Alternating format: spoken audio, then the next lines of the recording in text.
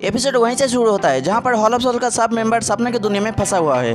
तभी hall of soul का commander अपने एनर्जी से सबको सपनों की दुनिया से रियल दुनिया में लेके आते हैं। तभी सुनर चारों तरफ सावन को खोजता है मगर कहीं पर भी सावन को नहीं मिलता। इससे सुनर सावन का चिंता करने लगता है। इधर हम सीन शिफ्ट होकर सावन की ओर आते हैं जो कि बौद्ध बीज को कंटिन्यूअसली रिफाइन करी जा रहा है और जो भी बीज रिफाइन हो रहा था सावन इस बौद्ध ट्री के अंदर डाल देता है। इससे बौद्ध ट्री धीरे धीरे रिकवर होने लगता है और बौद्ध ट्री के ऊपर पत्ते आने लगता है और कुछ ही टाइम में बौद्ध ट्री पूरी तरह रिकवर हो जाता है। इससे बौद्ध ट्री बहुत ज़्यादा खुश हो जाता है और इनाम के तौर पे सावन को कुछ एनर्जी दे देता है।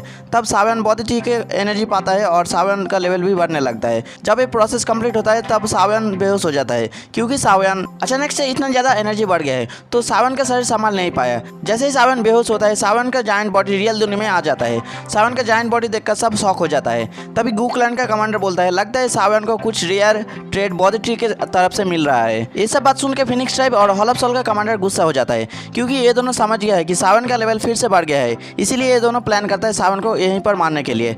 फिर दोनों सावन की ओर मारने के लिए चला जाता है। जब सावन का फ्रेंड्स देखता है इन दोनों को सावन की ओर जाते हुए तब सावन का फ्रेंड्स रेडी हो जाता है उन दोनों को रोकने के लिए। फिर सावन का फ्रेंड्स एक अटैक कर रहा है इन दोनों के ऊपर। तभी ये दोनों इजीली अटैक से बच जाता है। फिर वो दोनों सावन का करीब आके सावन के ऊपर अटैक करने जा ही रहा था तभी वो दोनों के ऊपर एक अटैक आता है। इससे वो दोनों नीचे गिर जाता है। ये अटैक से वो दोनों बहुत ज़्यादा इंजर्ड हो गया है। ये अटैक करने वाला खुद बौद्ध ट्री है। बौद्ध ट्री ही सावन को प्रोटेक्ट कर रहा था। तभी वो दोनों खड़ा हो जाता है। इन लोगों को देखकर सावन का फ्रेंड्स इन लोगों की ओर आ जाता है उन लोगों को मारने के लिए। तभी गू क्लैन का कमांडर सबको रोकने के लिए बोलता है और बोलता है इन लोगों को फाइट करने से हम जीत नहीं पाएंगे। सावन को एक बार होश आने दो फिर सब लोग मिलकर इन लोगों को अपने गलती का सजा देंगे। कमांडर का ये बात सुनकर सब लोग रुक जाता है। तभी सावन का जायंट बॉडी से एक टेरिफाइड एनर्जी बाहर आता है। सब लोग शॉक होकर सावन का बॉडी को देखता है। यहाँ से सीन शिफ्ट होकर हम सावन की रियल बॉडी को देखते हैं जो कि मेडिटेशन कर रहा है। बौद्ध ट्री सावन के ब्रेन में जाकर समझ रहा है कि सावन दाऊदी लेवल कैसे अचीव कर पाएगा। सावन ध्यान लगाते हुए बहुत समय बीत जाता है। इधर हम सावन के फ्रेंड्स को देखते हैं जो कि सावन के जायंट बॉडी को प्रोटेक्ट कर रहा है। तभी फिर से वो दोनों कमांडर सावन के करीब आता है।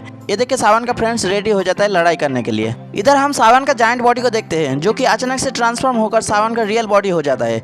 मगर अभी तक सावन अपना ध्यान में मगन है और सावन के चारों तरफ एनर्जी देखने को मिलता है। और जब सावन अपना आंखें खोलता है तब सावन का एनर्जी पता चलता है पहले से बहुत ज़्यादा स्ट्रांग हो गया है सावन। सावन का सारे फ्रेंड्स खुश होता है सावन का अचीवमेंट देखकर। और दूसरी तरफ हॉल ऑफ सोल का कमांडर और फिनिक्स ट्राइब का कमांडर बहुत ज़्यादा टेंशन में आ गया है। तभी हॉल ऑफ सोल का कमांडर बोलता है ये सावन अभी हम दोनों को एक ही साथ हरा सकता है, मुझे ये फील हो रहा है।